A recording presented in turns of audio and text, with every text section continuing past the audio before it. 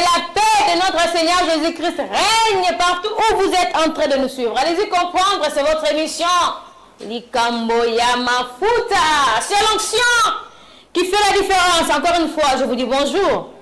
Et pourquoi pas aussi pour dire bonsoir aux autres, peut-être à vos résolutions à Boutou, ça dépend de l'heure à laquelle au Kolondabiso, mais je vous rappelle que c'est votre émission Likamboya Mafuta sur votre chaîne Perfect Télévision. Et un jeudi, on a bien un bongo, jeudi, il y a analyse, jeudi, il y a enseignement. Pourquoi je dis ça? Parce que les jours où tous les temps, il y a pour réfléchir. Nandenge ya monsonité, kasi nandenge ya moli mon pédi spirituellement.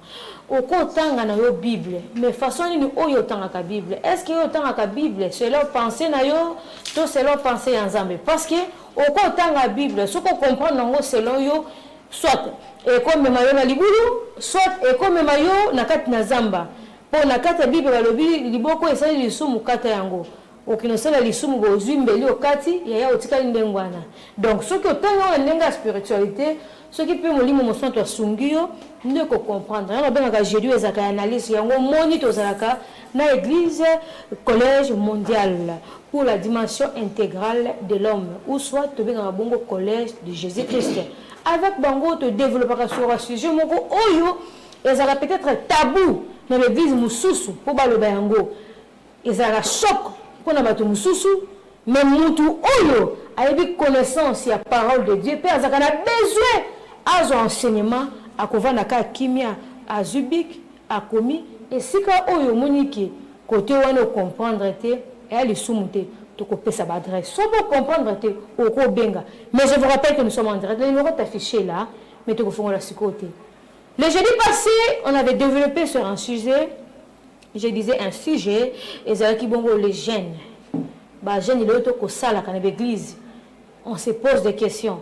Est-ce que ba jeunes wana ils ont recommandé biso to sala yango toté to lancer au chocolate au brosser au kimi maman na mbetu au kimi papa na mbetu pour ba bazali marié. Est-ce que zande wana ne zambi a sengi to sala le les suite et fin. Alors je suis avec le pasteur Baki, j'espère que j'ai bien prononcé hein, Mbouyi. Je dis bonjour et soyez les bienvenus papa. Bonjour maman Patricia. Nous sommes avec le pasteur Karel Panda. Que Dieu vous bénisse. Amen. Bonjour maman, merci.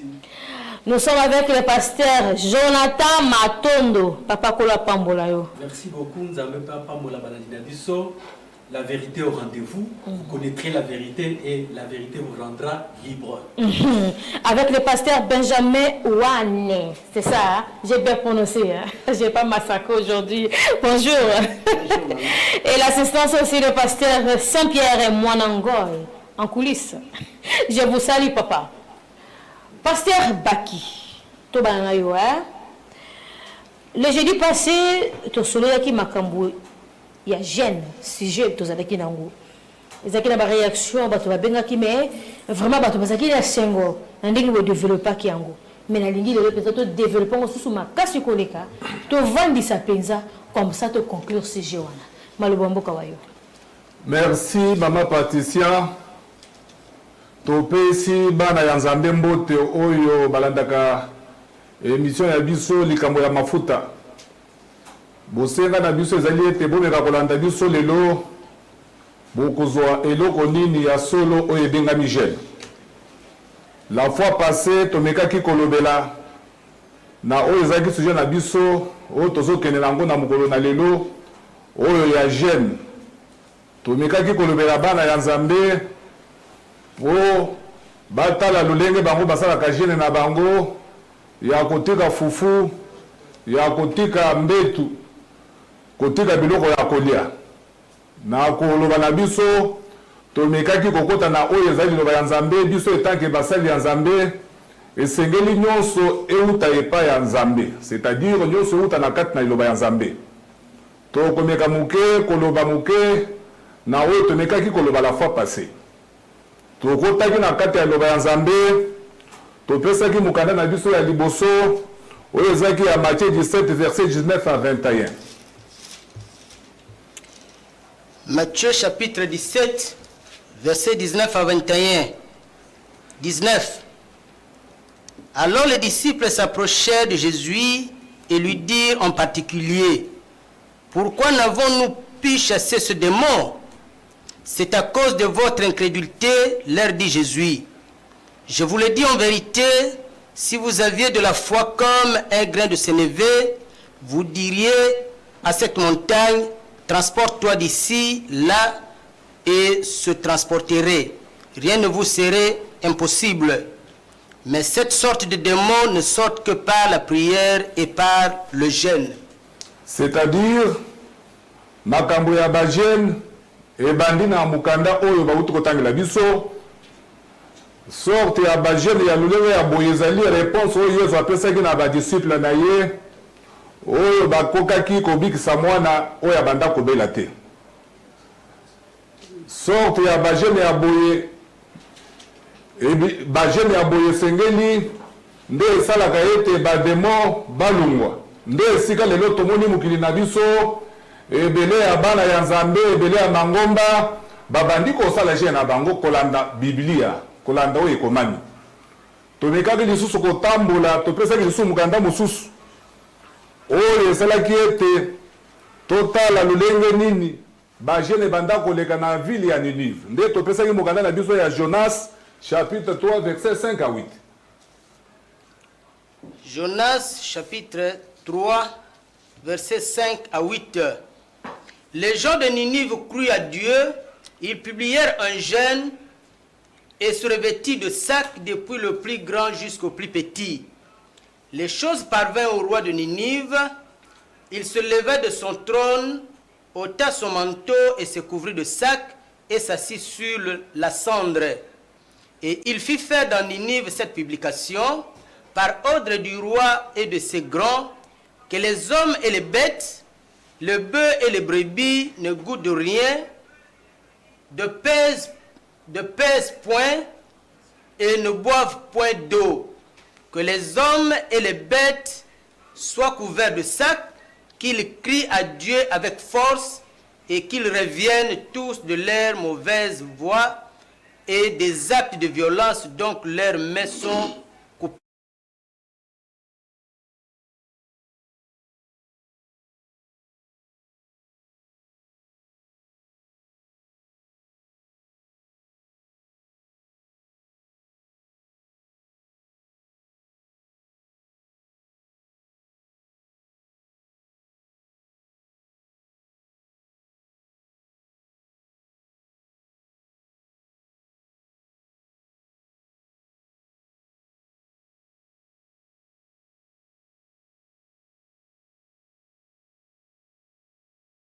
Na mbwana yo, l'air yo salaka jene na yo, est-ce que salaka na mbwana yo?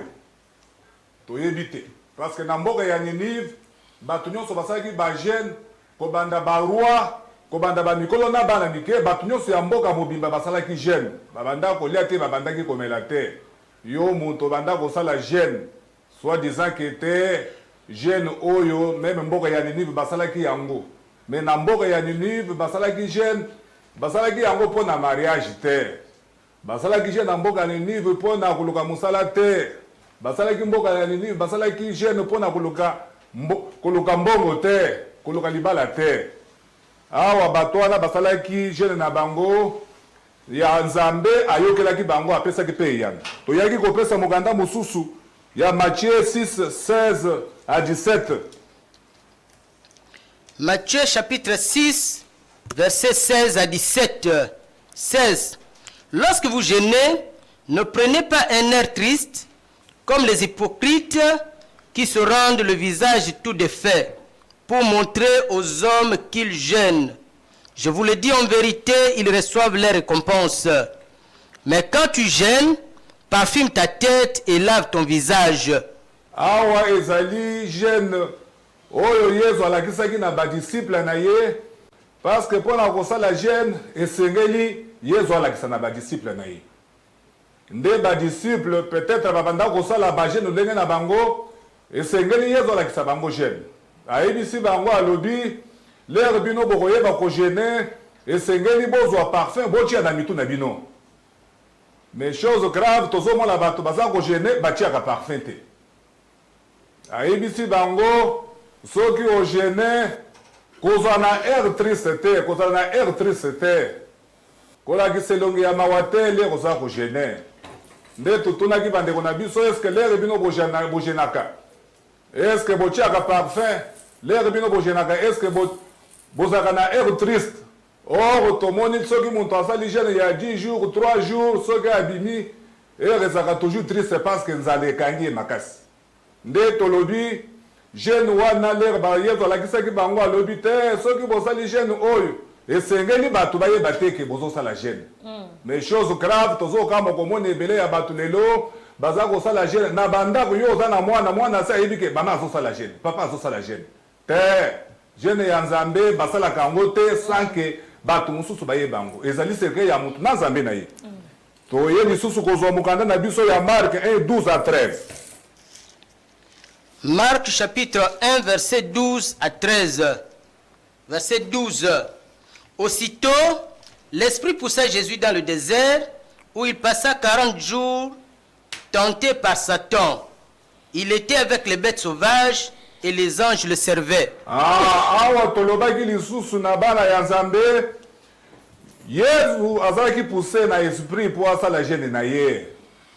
Mais lere yo ojenaka eloko nini etindaka yo kende kosala jeune na yo eske esprit nde etindaka yo ubi ezalaka posa na yo ya kozwa libala nde tolobi te jeune wana ezali jeune yo mutu ozominyokola pamba ezali jeune ya Nzambe te Yesu lere asalaki jeune esprit nde mutu etindaki ye toyaki lisusu kosilisa na mukanda na biso ya 1 Corinthiens chapitre 1:8.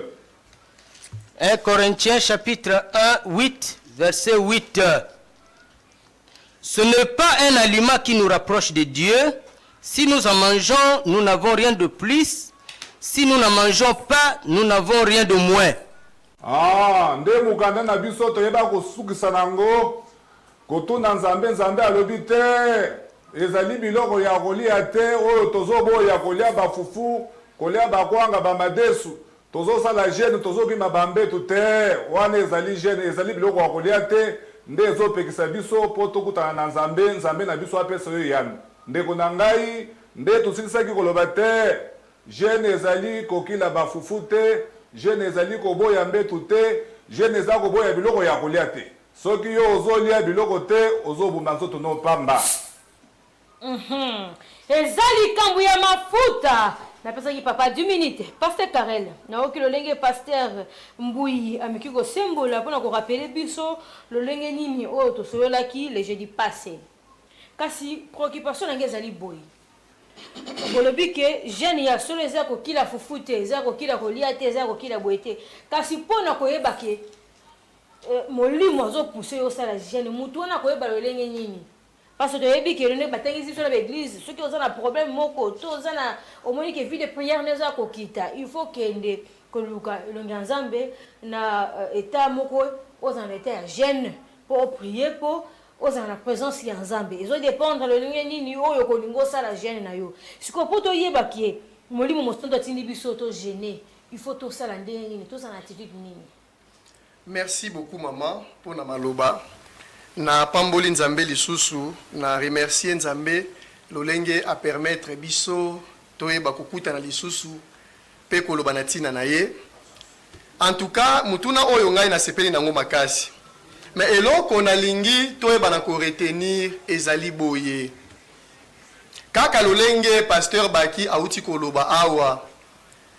Problème ezani ni mama na ngai. Eloko sengeli toyeba jeune oh lelo bato bazali ko sala bazali ko jeûner bakomi ko sala longo na ba publicité na ebite soki bazwa ki yango wapi pona ba publier ba sala ngo publicité bon bazwa ki yango wapi n'est-ce pas parce que on a kati ya Biblia ba créa ki yango na lolenge na bango moko te batanga ki yango bazali ko salela sikoyo chose étonnante chose triste ezali ete bino botangi jeune comme na kati ya Biblia ole bosalela lolenge Bible ezali koloba bato bazosala makambo na ndenge na bango ndenge nini lelo bato bakomisi jeune lelo nini semi liquide jeune liquide ona sengeli komela mwati kosala mwa boye e uti wapi omoni que ce sont des théâtres ezali makambo Nzambe te tolobaka yango ntango nyonso na makambo ya nzambe tozalaka okomelaka atia pamba lipa te mosusu bo soki nzala eleki makasi nde bokobeli ata na mwa lipa mokie epai ya nzambe mama na ngai complaisance ezala te bablage ezala te soit tozosala makambo ya nzambe soit tozosala makambo na biso oyo lelo bato bazali kosala eza biloko na bango, ce n'est pas biblique. Ce qui est écrit dans la Bible, ce n'est pas ce que les gens font aujourd'hui. Sikoyo kaka ndenge tolobi papa pesa ki mukanda awa balobi Yesu biso lelo bato bazali koloba non tozali ba imitateur ya Yesu tozali kosala ndenge Yesu atindaki Yesu na biso lolenge Bible ezali kotalisa biso pona a jeûner il était poussé par l'esprit. Sikoyo yo lelo nini muto pusaka yo au jeûner parce que lolenge nini okoyeba c'est ça on va pousser par l'esprit nazali kokita mama na ngai nazali kokita des places où nazali ko chutele yango tolobi yo sikoyo lelo tangu okendaka kokota jeune est-ce que tu es poussé par l'esprit ou bien poussé par tes problèmes par tes préoccupations par tes désirs charnels yo nde mutu moni ke mpia keleki mikolo vraiment na so comprendre te vie na ngai tika na jeûner yesu na biso na jeûner ki pona mpia to pona problème ya mbongo ou bien ni non alors tango ozo jeûner bon yeba ke lukela ko kombo mususu koloba te ke oza imitateur ya Yesu non maintenant to koyeba lolenge nini soki esprit ezali kotinda ngai na sepeli na mutuna wana mais tango tuni bongo na ko répondre yo nazobanga mwa ndambu na nini puisque na komekana kotuna bon ozolinga oyeba ke lolenge nini okoyeba esprit etindi yo esprit wana est-ce que ozana yango est-ce que tu as d'abord le Saint-Esprit? Il faut d'abord oser le Saint-Esprit wana esprit ya Nzambe pona sikoyo bana otinda yo mama na ngai question otuni eza kutune mabe question fallait que nous tombe na otuna est-ce que bato wana ils ont l'esprit de Dieu pona sikoyo l'esprit wana bana otinda bango ils n'ont pas l'esprit de Dieu preuve en est bino bazo sala za mama Nzambe te jeune ya Nzambe papa uti kotanga mikanda pe mikanda c'est belé c'est dans la Bible tozomona na nini na mukanda ya Jonas tangu Nzambe atindaki Jonas na mboka Ninive ba Jonas ki lolenge nini balataki basaki bafandaki na baputulu bashenaki na banyama mama na tangela ola kotuta tolo ke ngai na jenaka na banyama na ngai ya putulu na yebi papa ok ya putulu na toyebi bosiko ya putulu wana pe basuki kaka na nzela il faut que continuer c'est-à-dire ba jenaka na banyama so bango lila la putulu na basaki nde bazosukola te bakomi komimisa na solo na nzoto bakatesi bazosala makambo ya Nzambe alors que ils sont déjà sales non wana ezali makambo ya Nzambe te soki ya solo lingi oyimite Nzambe ndenge olati putulu otie na saki jene mpe na banyama jene mpe na bangulu na basoso na bangungi puiske ngungi aza nyama mpuku aza nyama oyo yo olingo olinga te obokolaka ye jene na ye latisa ye mpe saki ça que tu kaka na yo moko na putulu non c'est pour dire quoi maman na ngai jeune oyo bazali kosala lelo ezali makambo ya Nzambe te eloko bazali kosala bazo infliger nzoto na bango na bapunition ezanga ntina Nzambe pe ayebi makambo wana te nayebi te papa tanga mukanda wana puisque to oyo kango lisu malamu 1 Corinthiens wana chapitre 8 verset 8 1 Corinthiens chapitre 8 verset 8 on a ke batu bayebi pe ata Nzambe te puisque on doit d'abord se poser des questions bon tango nazotika fufu wana tolobaki boye jeune importance ya jeune eza nini lelo puisque bato basalaka makambo bisalela bazoyeba nanu te nini bazosala l'importance de jeûner ya kokila ezali nini ezali mpona mutu azala en contact na Nzambe ozo comprendre c'est ça azala en communication na Nzambe ndesi ko mona mutu alobi non mpona azala en communication na Nzambe esengeli nasala nini natika kolia alors tozala bato mayele donc soki ozotika kolia mpona ozala communication na Nzambe on comprend quoi ke bilei nde ezokabola na Nzambe siko soki eza bilei nde ezokabola na Nzambe tikala sikolia moko na libela tanga mukanda 1 Corinthiens chapitre 8 verset 8 ce n'est pas un aliment qui nous rapproche de Dieu ezali bilei te nde nini ezopoussa biso pene na Nzambe oui si nous en mangeons nous n'avons rien de plus tika na mama na ngai oza sûr ke benza fufu oyo tozolia nzambe aza na problème na fufu Papa yo choka ba. to na loso Na bena choqué au kasi. Siko Jésus ku akakene ko la gêne. Il y a 40 nuits, 40 jours. 40 nuits, oui. Papa, il pas l'hérité. Elle go li après. OK. Kasi bien ka sundo la ki azongi na ko tsusuti. Merci beaucoup. C'est quoi? La sepeli. Yango wana okomona ke batu basata batu na nzambe te.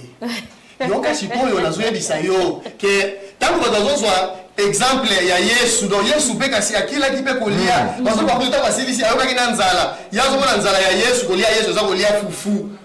Jean chapitre 4 verset 34. Jean chapitre 4 verset 34. Jésus leur dit, ma nourriture est de faire la volonté de celui qui m'a envoyé. Oh le maman, Yesu alobi nini? Sa nourriture c'est quoi? Kosala mokano ya tata na yo ya tindaki ye. C'est ça la nourriture de Dieu. Chiko tango Yesu okaki nzala pona lia, akidaki kolia fufu. Yesu yemo a répondre biso. Ah c'est pour dire, les gens ne comprennent pas. Bible est un livre ya histoire te. 2 Corinthiens 5, 16. Ezali koloba boye to pesa ngo mikolo nyonso. Nous ne connaissons personne selon la chair. Et si nous avons connu Christ selon la chair, maintenant nous ne le connaissons plus de cette manière. Yesu wana tozomona Yesu te na lolenge ya nzoto. Po tozolelo comme exemple, comme modèle que yepe ayoka ki penzala lokola ngai. Biso tozomona Yesu ya nzoto te. Raison pour laquelle Jésus lui-même nous a répondu, sa nourriture ce n'est pas les foufous, le riz, non, c'est l'accomplissement de la volonté de Dieu. C'est pour dire, j'ai un autre biso tozali kosala. C'est ça mukanda il y a 1 Corinthiens wana 8 de to bandaki koloba bilei wana yonde mutu ozali komi pesa pasi na libumu na yo ozali komi yo kola pour rien nzambe pe ayebi yo te o jeune apena nous te oui. Ce n'est pas un aliment qui nous rapproche de Dieu. Si nous en mangeons, nous n'avons rien de plus. Ce qui est lié. On a sûr que ce qui est lié à Tony. Bon, n'est pas une ni pas nzambe. Bon, tu as maman tango au lié à foufou. Ne au comme il vous pardonner wana. Ne et ça la nzambe ni. Nzambe ne mutu allié à foufou wana. Tu ne mutu le foufou na yo. Si nous ne mangeons pas, nous n'avons rien de moins.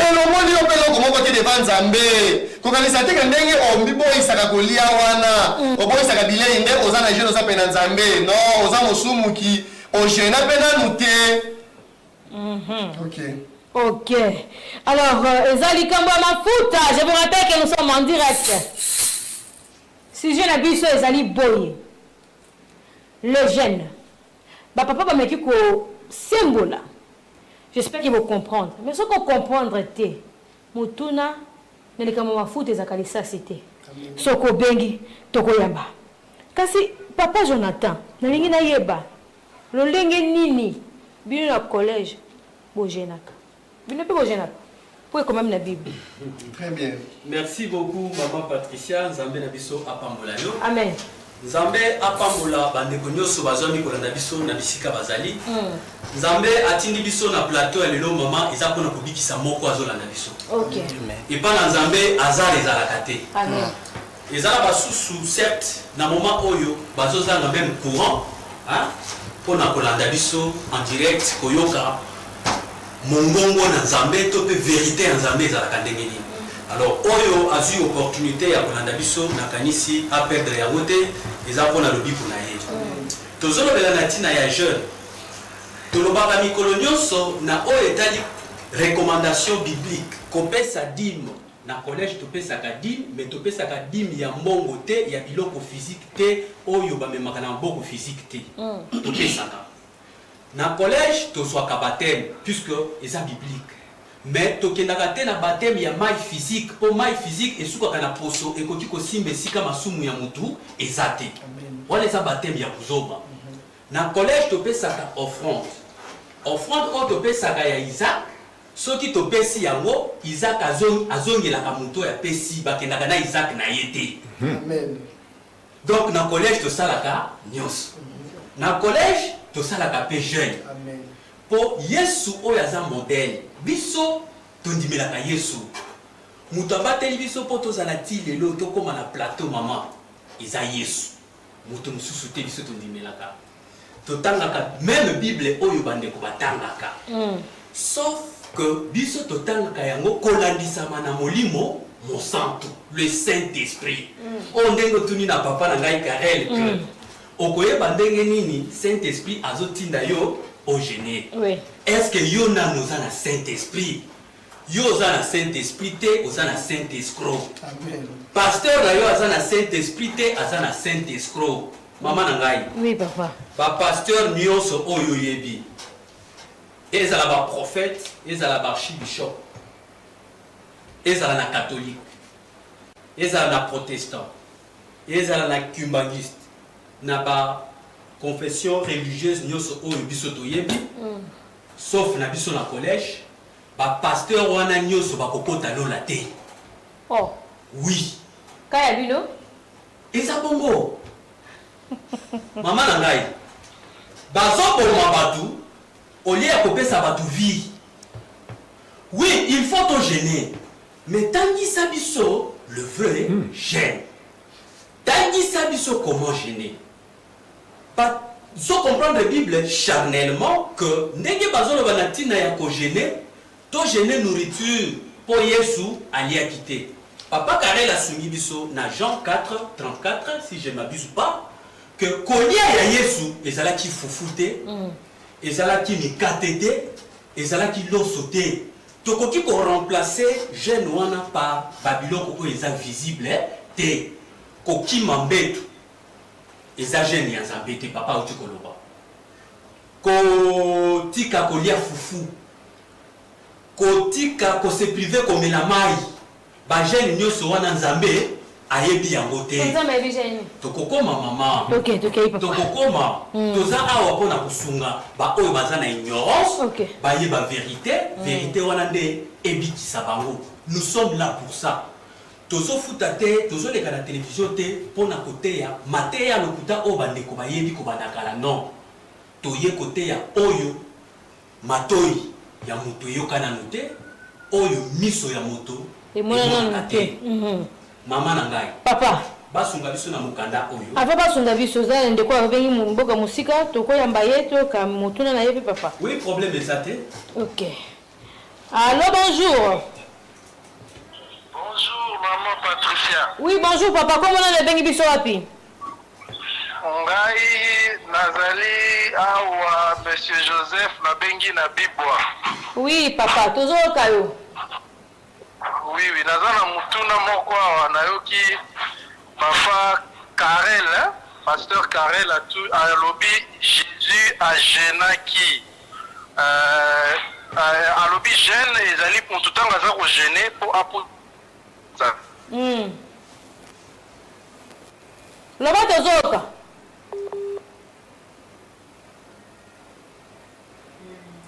Voilà. Apparemment la connexion n'est pas bonne, hein, à partir de WhatsApp. Alors ceux qui connectent sur les gâtés, ndeko au côté data, chat message vocal, au message vocal pour eux qui ça. Bandeko, va répondre. Merci beaucoup Nzambe a pambola ndeko na biso oyo a meki kobenga. Tolobaka boye ba question ya bandeko nde epesaka biso occasion pour répondre malamu pour bato ba comprendre que o ba yebaki eza mabe. Saint-Esprit aza katikati na biso. Question oyo ndeko a poser. Eza na mukanda on a utaka kopesa. Eza na Matthieu a plutôt na Marc 1 12 à 13. Papa c'est bandi ngonga ngo yango. Problème message. OK. Allô, bonjour. Oui maman, na moni réseau ekataki. OK, le papa tozoka. Na lobby ko gêner eza po moto apusa na pepe ina Nzambe. Na lingi sikona yeba Jésus tango ye a gênaki po apusa na pembeni ya nani étant que lui-même le fils de Dieu, lui-même Dieu. A gênaki po apusa na pembeni ya nani nde moto epi gêne na ye wana nde nini. Jeune wana nde nini pa jeune qui va poser la pembeni na nani po ye moko azaki Nzambe. Merci papa. Papa. Oui. Question yango. Merci beaucoup. Moi, Kekaka, oui, merci beaucoup, papa, pour la mutuna na yo. Bon, na comprendre, autour de mutuna, lokola mwana, lokola ignorant, puisque, kaka la place wana, Yesu, lui-même Dieu, il priait qui? Bon, abanaki ko bondo la racinani, abanaki ko bondo la yemoko. Hein? Puisque non, Yesu yemoko lui-même Dieu. Bon, soit gêné qui kasipona ninga pour na pembe na Nzambe. Oui, ko gêné ezali ko zala contact na Nzambe, ko zala pene ya Nzambe. tozoka na mama na ngai Yesu pe ajenaki. C'est-à-dire quoi? Yesu c'est un modèle. Raison pour laquelle Jésus aussi priait. Bon, lui-même Dieu, comment est-ce qu'il priait les sous? Bon, il priait qui? Parce qu'il y a un mot de Nzambe. Mais en zone de la tata, yokela na imawa, la masabaktani, Eli Bosigo a gagné la kepanani. C'est pour dire quoi? C'est que les gens disent ils ne comprennent rien. Effectivement, Jésus avait jeûné et Jésus avait aussi prié. Ok. Ah ok, merci beaucoup. Peut-être, oui. Na kolinga muke kosunga papa na biso problème ezosala papa na biso ezali ete lere atangi na kati ya Biblia balobi Yesu ye amoni Yesu mutu moko boye nde pasi na ye bisika ya azali nde tokosenga papa otangela biso mukanda 2 Corinthiens 5:16 papa yoka ye azoloba ke Yesu ajenaki azomona Yesu ya mutu moko boye. 2 Corinthiens chapitre 5 verset 16. Ainsi dès maintenant nous ne connaissons personne selon la chair. Et si nous avons connu Christ selon la chair, maintenant nous le connaissons plus de cette manière. 17. Si quelqu'un est en Christ, il est une nouvelle créature. Les choses anciennes sont passées, voici toutes choses sont devenues nouvelles. Ah, nde souci na biso na collège. Ezali ete batu bate ya maliloba ya Nzambe bayeba Nzambe makambo ya kaleleka makambo ya kalekolekeza makambo nini muntu afunguli Biblia atangi balobi Yesu ye amoni Yesu ya mutu te esengeli mutu okoma mukristo yeba Yesu oyo bazoloba azali ya mutu te meme soki yo omonaki ye nde difficulté papa na biso azokomeka kolanda biso aza na yango. Merci beaucoup. Alors papa Matondo, merci beaucoup maman. Ok. Il faut qu'on gêne, mais qu'on gêne na lolenge na yomoko te. Mutu ya gêné atiki fufu. Tango kozongi la yango, to pesa ki mukanda ya 2 Pierre. Chapitre 2 verset 22. Zambazo benga yo ozanani ozamboa. Amen. Oya tiki kolia pour un temps atika yango libela soko zongeli kolia oyo boyaki ozambwa soki okabwani na mama otiki mbeto pour un temps te pona Nzambe tika yango libela kozongela te soki ozongi Nzambe azobenga yo zanani roi mukande za 2 Pierre chapitre 2 verset 22 tozolobela na tina ya jeune nalobaki awa basali na Nzambe nyonso oyo bateya bino jeune ya mabe ya lokuta wana bakokota lola te pona nini baboma bino kobanda kala bakotisa bino na katikati ya ignorance oyo ezodemere ti lelo oyo mama na ngai Yesu ajenaki est-ce que Yesu tango ajenaki aliaki to aliaki te? Marc chapitre 1 verset 12 à 13. Selon l'intelligence et la pensée de Dieu. Marc 1 oui 12 à 13. Selon l'intelligence et la sagesse de Dieu, Bible oyo esengeli bateya bango yango spirituellement. Kobanda na Genèse tina Apocalypse nde topesaka ba adresse na biso bandeko baya bateyama bayeba vérité ya Nzambe. Tanga Marc chapitre 1 verset 12 à 13. Oui. Aussitôt, l'Esprit poussa Jésus dans le désert où il passa 40 jours, 40 nuits. L'Esprit poussa Jésus pour qu'il ne gêner. Alors que yo qui n'a gêné et loko etindaka yo zanini bampiaka kozanga libala non, ça ne correspond même pas na iloko etindaka muto gêné kosala ka gêne ya lolenge na yo moko ndeto yo kobikisa yo. Oui, continuez. Aussitôt, l'Esprit poussa Jésus dans le désert, où il passa 40 jours tenté par Satan. Oui. Il était avec les bêtes sauvages, oui, et les anges le servaient. Balobi, Yesu, tango akendaki ko gêner, abandaki ko gêner na ba bête sauvage, katikati ya banyama. Ndesika oyo Yesu akendaki ko gêner. Alors soki yo lelo lobi ozo sala gêne ndenge Yesu agenaki. Est-ce que genaka na katikati ya banyama? Ah, soki tango genaka ojenaka na banyama te. Oui, soki kuna bajenaka katikati ya banyama. Oui, tondimi gene na bango eza ya nzambe. Alors soki conscience na yo na bunzambe oza nango oyebi ke non ojenaka katikati ya banyama te. En tout cas gene osala ke eza ya yo moko nzambe ayebi yango te. Maman fufu oyo tokili oyo totiki eza ya komonana to ya komonana te. Biso to comprendre kolia de manière ya komonana. Alors que to comprendre nyonso pe de manière ya nini ya komonana biso to boyi te. Tanga mukande zoloba bona suka.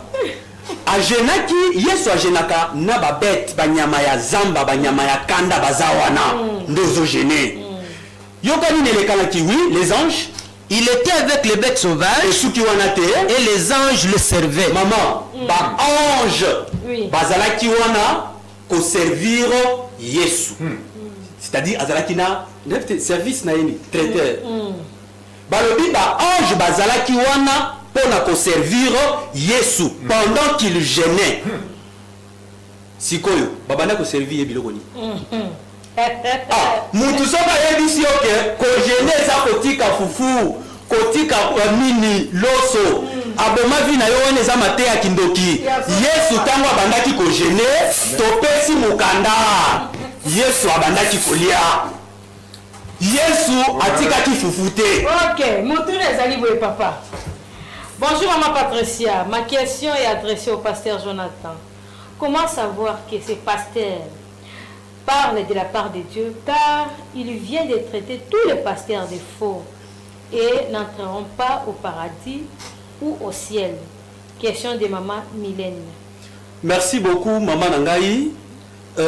Nous sommes là pour nakosunga batu oyo bazana ignorance baye ba vérité puisque balakaki nabiso vous connaîtrez la vérité et la vérité vous affranchira et que rendre yo libre. Ce qui totangi maman na biso ensemble na mukanda ya 1 Jean chapitre 4 na verset 5 à 6. 1 Jean. Oui. Oui. 1 Jean chapitre 4 verset 5 à 6. OK. Eux, ils sont du monde. Tous ces pasteurs là sont du monde. Ezanga été nzambe moko ayebesika na bango. Oui. Ils sont du monde. Oui, oui, oui. Jonathan n'est pas du monde.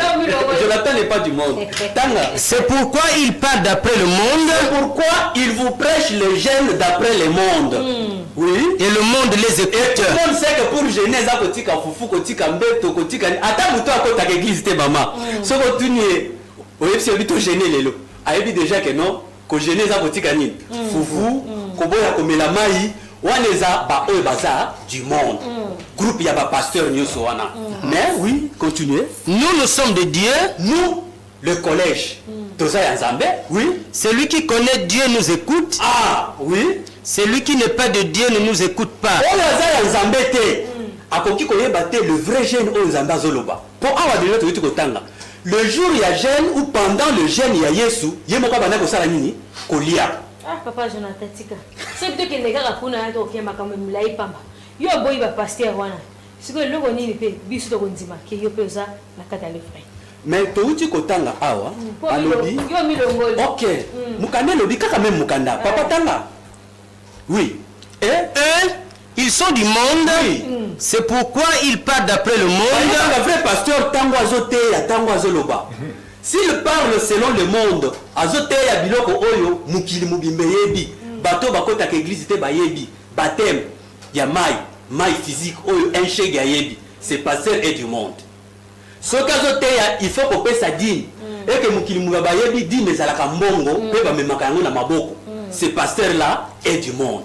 Siko nous sommes de Dieu. Biso siko ya Nzambe. Celui qui connaît Dieu nous écoute. Ah, tango tokolobela na tina ya dîme, tokolobela dîme o mukili muyebi te. Pona bolakisa ke toza ya Nzambe.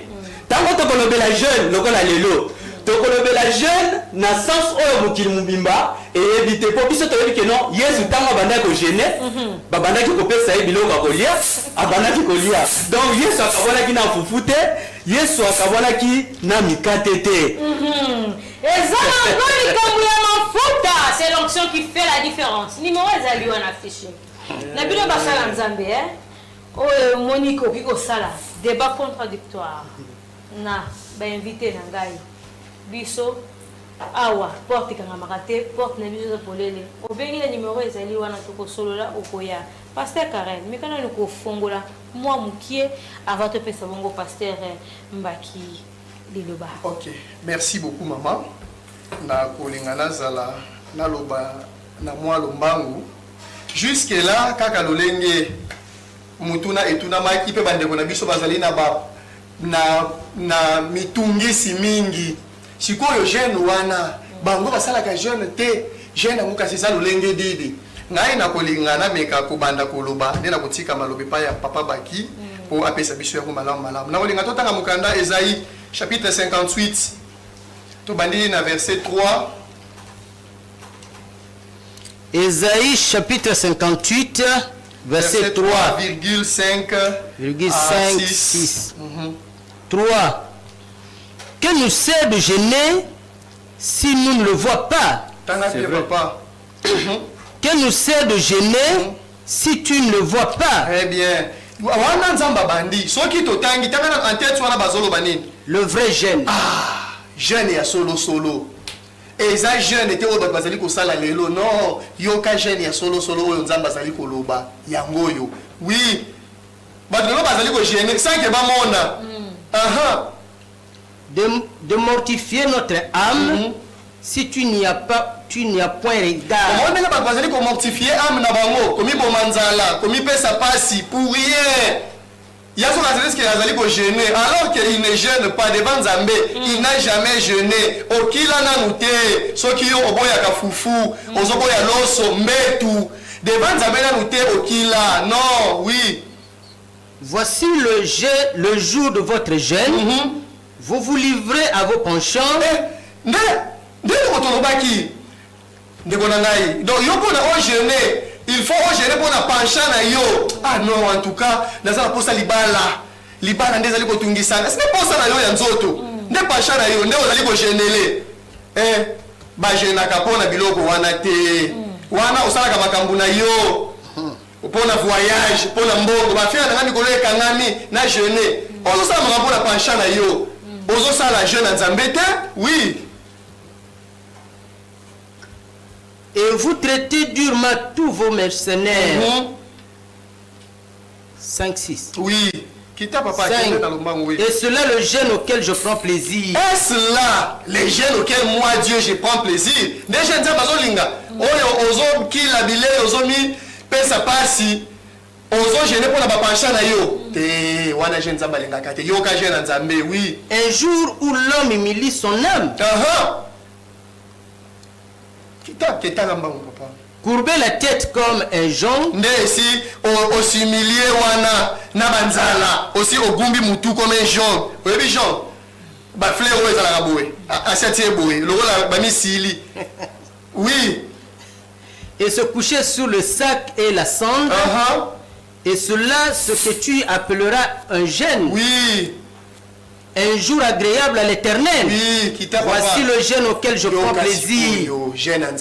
Oui, détache les chaînes de la méchanceté. Jeûne oyo Nzamba lingi osala, o détacher chaîne ya méchanceté. Yo ndenge ni yo ozoki la fufu, mais chaîne ya méchanceté ozana wala kati. Ndoki muto bakanda. Dénoue les liens de la servitude. Oui. Renvoie libre les opprimés. Batu nyonso oyo baza opprimé, bakangami. Ba prisonnier salani kende ko libérer bango nde jeune ya Nzambe mama tozali kotanga tozokende malembe mituna pe ye papa problème ezate toyo kana no place oyo bien Nzamba lobi boye jeune ya solo ezali ya ko détacher les chaînes de la méchanceté libérer les opprimés batu oyo basi bakangami ba prisonnier kende ko libérer bango bosiko oyo pasteur nini oyo ye azutu tatolo kenga na jenaka asake na prison de ko libérer bakangami yo muto jenaka okendaka ko libérer ba prisonnier pour nani pour Nzamba ni mozo sala jeune solo vas-y libérer ceux qui sont nini opprimés ceux qui sont captifs oui et que l'on rompe toute espèce de joug. Partage ton pain avec celui qui a faim. De noter jeune ezali kobo ya kolia Nzamba solo ba jeune solo ozana lipa olie osalini okaboli siko nani Jeune dans le bagi que non esengeli ko sala boye to ya fufu. Jeune ya solo bakabola kalipa na mutu azala nzala. Mais mutu ko lipa ndeli boye moko azomi ko mala nzala. Azo sala na makambu na ye. Eza makambu nzambe tie ko mi bo nzala wana. Oui. Et fais entrer dans ta maison les malheureux sans asile. Oh nzamba sepela ko shena ka ya solo. Mama mutokole na ebite na avenue na yo na quartier na yo. Bashege bato bazangi sika bulala bazala te bazabele bosikoyo pono je ne bien quand ça va na ndaku na yo mais on a moto bazala ndaku munene ye pona ye ko jelende aboyi mbetu mais bashege bazo nini bazo yenga soki olinginza bandima yo jeune na solo quand ça va même ba malheureux sans asile bashege batuana ba SDF ba ya na kata ndaku na yo bosikoyo soki ozalaka nini mwana na kati ya ndaku eza ndaku na yo te bazobokola yo mpona nzambe osala jeune te ikozala nde na ndaku na yo. Merci. esili nanu te. Oui papa toke mbango bakestion ezali ebele ezoya avant napesa bongo maloba papa baki tozononi bakestion oyo bandeko batindi na nzela ya message vocal. Bonjour. Moi je suis Serge, le frère Serge. J'aimerais un peu participer à l'émission. Je suis en train de vous suivre. Je ne sais pas si vous êtes en direct ou bien si c'est en rediffusion. Nous sommes en direct. J'aimerais un peu contredire nos bien-aimés qui sont en train de parler. Et le Guadiboso n'a qui n'a répondre Ndeko Atunaki par rapport à Jeanne. Il avait dit les jeunes nous aident à s'approcher dans la présence de Dieu. Oui, Isaïe Loko, Isaïe Solo. Alobi soki jeune esunganga moto apusa na pemeni ya nzambe ndenge nini Yesu yazali nzambe ajenaki pa pusa na pemeni ya nani. Alors j'aimerais répondre à notre frère, c'est lui qui avait posé cette question. Donc je pense que bandeko au bazana plateau va répondre qui est bien té. Et les frères doivent savoir que Jésus-Christ était 100% homme et 100% Dieu. Dans le contexte de ces passages-là, Jésus était un homme. Il était un homme qui a été envoyé par Dieu. Il était un homme de Dieu, c'est-à-dire serviteur de Dieu, un homme comme tout homme. Et voilà pourquoi Jésus devait s'approcher devant son Dieu. Vous voyez, il devait s'approcher devant son Dieu. Et la Bible a dit qu'il gêna 40 jours et 40 nuits. Et il avait gêné par rapport à son humanité. Vous voyez, comme nous aussi, nous sommes appelés à gêner parce que nous sommes des hommes et nous avons besoin de s'approcher de Dieu. Les gènes nous ouvrent, nous donnent un accès. Et Jésus avait gêné parce qu'il était aussi 100% homme. Il était 100% Dieu, il était aussi 100% homme.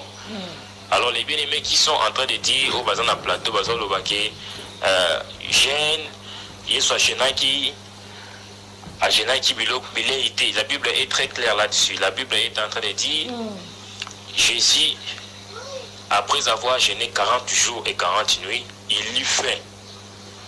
Ayo Kinzala, il lui fait. Et la Bible dit, le diable est venu lui tenter par rapport à la famine. Tozwaka mituna na ba question bato bazola na biso bit nango ezanini bit émission ezali tant tozoloba toza na besoin de bato bazola na biso est-ce que ba comprendre na nzela ba question ba ko poser papa na pesa malo papa baki oyo kindenge ndeko oyo asali intervention ndeko Serge asali intervention na nzela ya message vocal ya WhatsApp.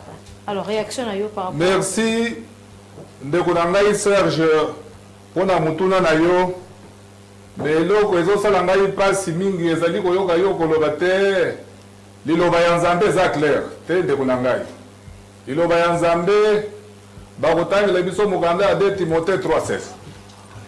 2 Timothée chapitre 3 verset 16. Oui. 16.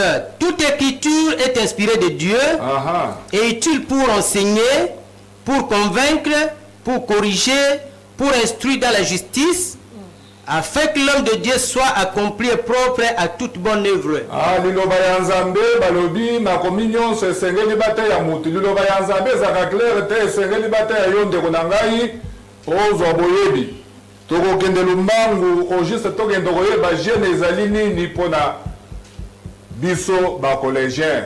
Tosalaka jeune ya nzambe ezalaka ndenge nini, eloko nini nzambe na biso aza kobenga esengeli to jeune. Jeune ezali eloko nini etake basali ya nzambe biso tokoloba makambo oyo ezota na mitu na biso te. Biso tokokende kaka epa nzambe tokende koyeba mpona nzambe na biso jeune elingi koloba nini au juste. Parce que jeune ezali kokila biloko te. 1 Thessaloniciens 5:22. 1 Thessaloniciens 5:22. Rapidement, hein, papa. Abstenez-vous de toute espèce de mal. C'est-à-dire mpona nzambe jeune elingi koloba kotika mabe nyonso, se s'abstenir. Jeune au juste ezali kose s'abstenir. Tozo kose s'abstenir, tozoboya nini? Eza koboya. Jeune elingi koloba koboya eloko songolo bandaki kosala oboya yango. Toza koboya nini? Jeune na biso tozali koboya masumu. Mpona nini tolobi jeune ezali kokila ezali mwana ya nzambe oyo atemi loba ya nzambe ayebi nzambe abandi kotambola na nzambe, nzambe abandi kokamba ye. Mosala aza na yango ezali ya kokila nde koboya masumu. Esaïe 59 1 à 2. Ésaïe 59 1 à 2. 2. Mais ce sont vos crimes qui mettent une séparation entre vous et votre Dieu. Ce sont vos péchés qui vous cachent sa face et l'empêche de vous écouter. Tala pona nini pona biso tolobi nzambe alobi kokila ezali koboya masumu. Lere nyonso yo oza na kati ya masumu ndeko na ngai soko oza kobondela nzambe na biso akoyoka yo te. Ata soko otiki fufu, ata soko otiki mbeto, ata soko oboyi komela mai, yebaki nzambe akoboya yo te. Nzambe na biso akoki koyoka yo mutu oza mosumuki akoyokela yo te. Esengeli yo ozali mwana ya nzambe oyeba kotikala toujours na mokano ya nzambe koboya masumu. Nde tolobi bolandi mokanda ndenge elobi jeune elingi koloba koboya kose s'abstenir kosala mabe nde jeune ya nzambe yango wana. J'aimerais bien que bonjour parfait. J'aimerais bien que les bien-aimés nous expliquent Matthieu 4:12. Après avoir jeûné 40 jours et 40 nuits, il a eu faim. Affirmer que Jésus-Christ n'avait jamais jeûné. Dieu au contrôle. Papa. Oui, merci beaucoup. Nzamba pa molande qu'on a vu sur Oyo. A tu poser question. Et ça pour corriger que ça la table rase ya buzoba Oyo papa na biso nani a uta koloba awa. Maman toloba kaboye. Oyo ezali kambo ya mafuta. Moto abimisaka kaka Oyo azana yango. Omoni mateya ya 100% homme 100% Dieu Oyo. Ezalaka mateya ya kindoki. Ozolanda? Mateya ya kindoki. Na 2 Pierre chapitre 1 verset 20 balobi boye 100% oui ezalaka mateya ya kindoki. Bible ezolo babo. Aucune interprétation ya Bible ezala interprétation moko ya mutu particulière. Est-ce que verset moko ezali o ezolo bakeno Yesu aza 100% homme et puis Yesu aza 100% Dieu. Ba pasteur bozawa. Oui. Ba pesa mokanda wana. Ezalaka interprétation ya kindoki. Tikana. Yesu tango akufaki 3 jours na mabele. Soki azalaki ye nzambe na lola nana tikalaki pona. Puisque nzambe nde asali 3 jours na mabele. Balobi silence ekotaki. Nani alobi silence ekotaki? Yo kangai papa. OK. Silence ekotaki. Atuni mutazaki te. Non. Wana zolobi loko mususu. Na tuni boyi. Yesu 100% Dieu. Yesu akufi 3 jours na mabele. Na lola nana tikalaki. 100% Dieu. 3 jours na mabele. Et ça mateya kindoki. Pasteur aza capable. Aya le jeudi prochain. Awa. Nande ko oya lobi soki akokoka. Aya. Apesa biso mukanda ba lobi makamba 100%. Te tozo répondre maman. Tozo répondre. Nde katuni boye. Amos 8 verset 11. yoka nzala oyo nzambe azoloba na bible oui après kogene nzala ekoya yoka nzala. Voici les jours viennent, oui, le Seigneur éternel, où j'enverrai la famille dans le pays, non pas la dissette du pain, mais la faim et la soif d'entendre les paroles de l'éternel.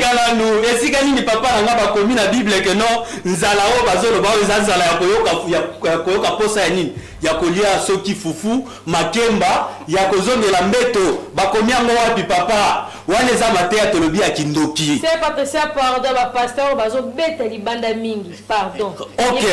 Oui, toza wana pona yango na 2 Corinthiens chapitre 10 verset 5. 2 Corinthiens chapitre 10 verset 5. Oui. Alors bonjour, Motuna Kakaya, Motuna Tokei. Ah, bonjour maman, bonne. Malam papa. Yebisa pasteur wana atala na mokanda na Jean chapitre 14 verset 9. Jean 14 L'Apocalypse. Tu peux pas mokanda na biso. Si longtemps je suis avec vous et tu ne m'as pas connu Philippe. Celui qui m'a vu a vu le Père. Oh, bon biso to boy yango te.